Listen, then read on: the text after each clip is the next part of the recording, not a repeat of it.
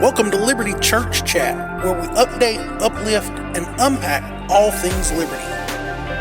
Whether you're on your way to work, making coffee, or just taking a break, we're so glad you're here. Let's jump in.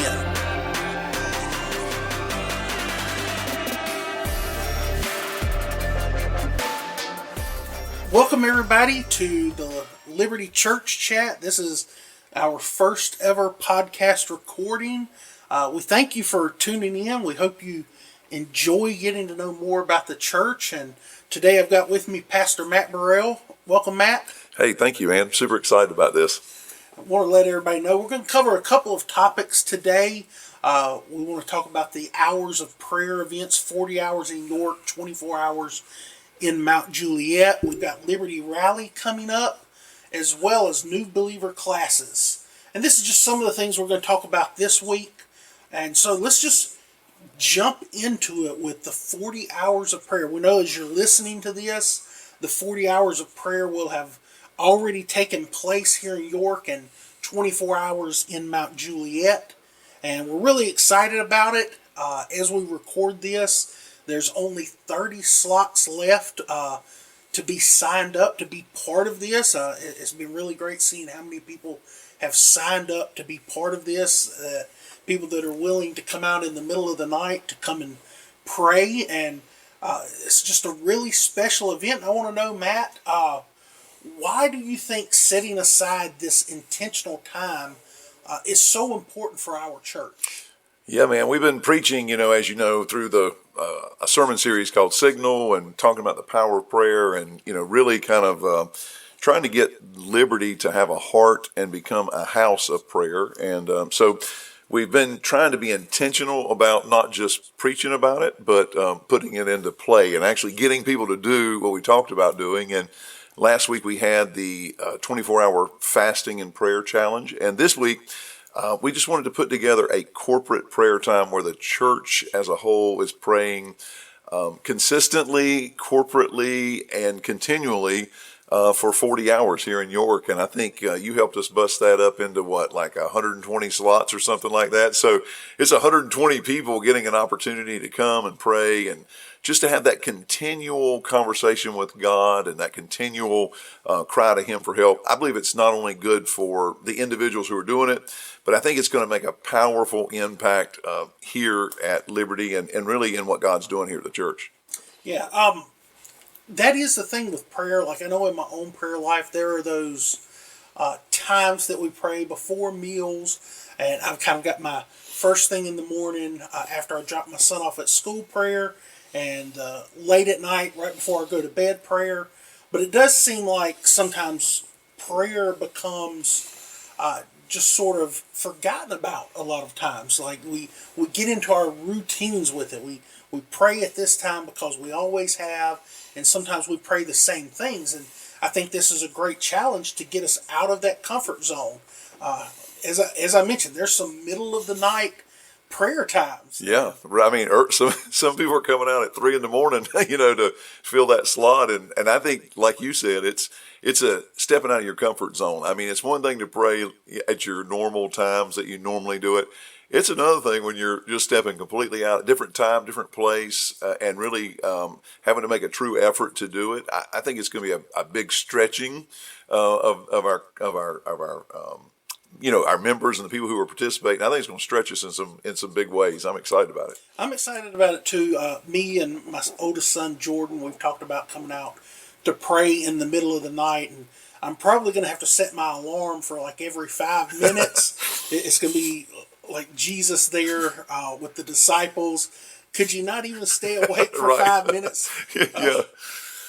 It's something about prayer makes you sleepy. So yeah, it's tough. I know. But I'm really excited about that. And I hope that everyone that's listening got a chance to be a part of it. And if you didn't, look for ways to make prayer an intentional part of your life. Move it out of routine and find ways to pray about the ministries of the church, the people if you just scroll Facebook, if you're on Facebook, I know there's no shortage of people on my friends list calling out for prayer. This world needs prayer. Your pastors, the staff here at the church need prayer. Your friends that you go to church with need prayer. There are lots of people fighting battles, as the saying goes, that no one knows about. Absolutely. It goes back to we have not because we ask not, and I think we forget to ask, we forget to call out, we forget to it's funny we've taken what Jesus gave us. He said, "Hey, pray like this." And the disciples said, "Lord, teach us how to pray." And I'm not knocking it because we're starting a podcast, but we've kind of replaced prayer with a lot of other things: podcast, devotions, this, that, and the other, audible this and audio that, and it's real easy just to forget to pray. And Jesus was clear: we have not because we ask not. Yep. And you mentioned how last week we had the fasting. Yeah. And I want to let you know, I did the best I could. Sure. Had to eat a couple of chocolates. My blood sugar was dropping, but I did make it 21 hours. Nice. Nice. Before I had to fully tap out. And Yeah. I will say, I don't remember you giving instructions about how to end a fast. Right. I ended it with a medium pizza from Domino's. Nice. Well, it's one of those things that I think there were people in our church that were on every scale of that, probably couldn't fast more than maybe a couple of meals. Maybe people who just skipped a meal, skipped some, maybe removed some habits or some things that they were trying to fast from. And then there were people who were, can do it for, the full 24 hours. It's a discipline for sure. And it takes, I'm sure it stretches people in a lot of ways. Oh, yeah.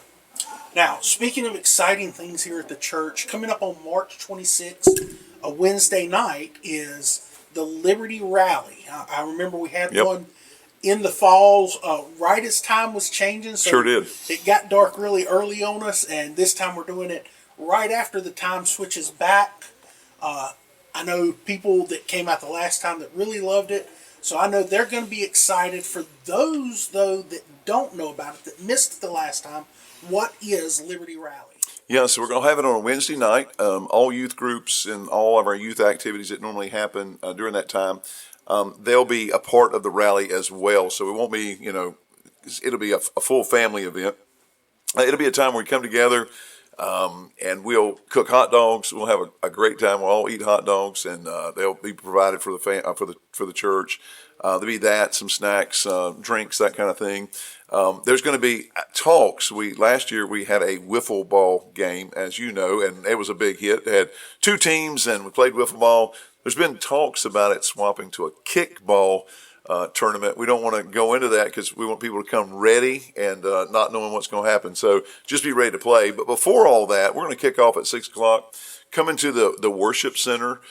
As you know, we announced last Sunday that we're doing this big loft project for our next gen for our students. We're opening a 1,250 square foot area that we've remodeled, and we're renovating for our next gen for our teens. And we'll kind of be doing a ribbon cutting on that and kind of letting people see what God's done through their generosity. And then we'll be updating. There's so much going on at Liberty. It's a time for folks that are like, man, I want to get involved. They'll be able to have all the information about how they can serve. It'll also be a time where people who want to get in a tribe, what we call life groups, a tribe, it'll be a time where they can hear what's going on, get into that. There'll be information about our discipleship programs that are going on, as well as information on how people can just get involved generally at the church and catch them up, including what we're calling our culture class. It's kind of the front door to Liberty, so you can attend it, find out what we got going on, what we believe, all those things. And it'll be the schedule we put out, and you'll have an opportunity to sign up for that. And so that's just a lot, but it's kind of what we got going on, and it's going to be a great time of information, get people completely plugged in. You'll be able to walk away from it going, okay, I know what's next in my life. I know for me, I have a favorite part of the previous rally, and that was the opportunity to just become an announcer for the wiffle ball game. Absolutely. Or woofle ball, as many people were saying. Totally confusing me because it's spelled with an I. But who am I to judge? I've been known to mispronounce a word or two. there. That's that whole South Carolina thing we got going on. I say words that I'm not sure they're actually words. They're actually words, but people here know, they know what I mean. How would you say that these events, like the rally, build community? Why should people come be a part of this? Yeah, I think you got to come to it, even if you're not sure, even if you're like, hey, I'm already serving, I'm already in a tribe, whatever it is, I'm already doing it. Maybe you're 70 and you're like, I don't even have kids that's going to be in the new team building. Why should I come? The point to that is you should come to be able to get to know people. You're going to meet people you didn't know. You're going to be able to engage with people that you have never engaged with. As you come in on church service, you show up at the 9 a.m. service or the 10:30 service. You come in, you get done with church, you go home. A whole other group of people come in that you've never met. And even the people that you go to church with, you haven't met all those people that go in your service. And so it's a great way to build relationships, to get to know people that you didn't know, to make friends, and to get to know some people. I was talking to a guy the other day, and he said, hey, man, he said, I was at work, and he said, I invited my friend, said, bro, you need to come to my church. And the guy said, no, you need to come to my church. I go to the best church. And he said, bro, where do you go to church? So I go to Liberty. He said, so do I. What service do you go to? And he found out that they go to completely opposite services. They work together, didn't even know each other, went to the same church. And so it's a great way to be able to meet people and get to know people that maybe you already know and maybe you don't. So it's just a great time of community. And I do know that is with churches that are the size of ours, it can become a little bit of a trick to get to know people because we have these separate services, and as you mentioned, like you be friends with somebody that comes in a different service. I know with my own tribe, some come to the early service, some come to the late service. It's like, hey, I didn't see you Sunday. Oh, we came to the late service this week. Right. And it is great to have opportunities like the rally to come together as the full church, to get together, to hang out, to get to know people that you don't already know, to fellowship with people, to have this great time, to have fun, and just be in community together and just see what's going on at the church. You mentioned several things that are going to kind of be unveiled and talked about that night. And in my experience, the time I've been coming to Liberty has long been a church in transition. For sure. We moved into a new building. We were having church in a basketball gym, and that is morphed rather quickly into a worship center, and then classrooms become cafes. The cafe moves, the nursery moves, the nursery expands, and we've seen all of this going on, and now our next gen is coming down from the hilltop to this new dedicated space, the loft, and it's so exciting. It is for them to have that place, to be down here and to see all the things that are happening at Liberty. And talking about new things at Liberty, I want to talk about our new believer classes being led by Roger Goforth. He's leading this. It's for new believers, but what more can you tell us about this class? Yeah, this year we've really been blessed to be able to kind of expand what we're trying to do at Liberty. Of course, our number one goal is to reach people with the gospel of Jesus Christ, and man, we're excited about that when people get saved, and we're excited when people have life transformation and they're baptized and they go, man, I want to take that next step for the Lord, and that's exciting things. But this year, one of the things that we've been blessed to be able to do is bring Roger on as our discipleship pastor. And that meaning, okay, I've been saved, I'm a follower of Christ. What does that mean? What does that look like? What are the practical ways? What are the practical things that I should know? And you know this, James, of being a pastor too. Sometimes we take for granted that people know what we know, or that people, because this is what we do. But sometimes people who are brand new, they don't even know what questions to ask, more or less what information they need to know. And so we're excited as Roger begins to kind of set up a curriculum that will help begin to guide them to the next level, to take people from being first-time followers of Christ to now mature believers. And so it starts with a new believer class. And Roger will be dealing with the very basics of what it looks like to be a follower of Christ, what it actually feels like, what it looks like, how that works, what the Bible says about it. And it will be a very practical class. It won't be one of those things where you need some kind of doctorate degree. You'll be able to sit in, enjoy, learn, develop, and when you leave, you'll be more equipped to follow Christ. Sounds great. I know this is something that's very important for new believers. Yeah. Now, is this going to be just for people that got saved last week? What if someone's been saved 3 years, but they've never got that groundwork in their life? Yeah, that's a great question, and that is something I'm glad you brought up, because the real truth is that there are a lot of people who give their life to Christ, but they never get to a place where they grow. And so whether you've been saved, for 10 years, or if you've been saved for 3 weeks, it's not necessarily new believers, meaning that you just got saved. This is really a starting point. If you're like, man, I've never really learned a lot, I've never really, taken those steps. Well, this is a place, this is kind of ground one. This is 101, class 101 for anyone who feels like, hey, I need to grow in my faith. I'm a believer, but I've never really taken the steps to grow. This is the class for you. Jump in. Doesn't matter how long you've been saved or how long you've been a Christ follower. I think this class could benefit you. And I think that's so awesome, because I remember in my own life, I got saved at a young age. Yep.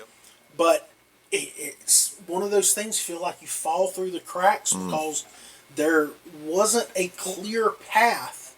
It's just like, hey, you got saved, just keep coming to youth group. Right. And Yep.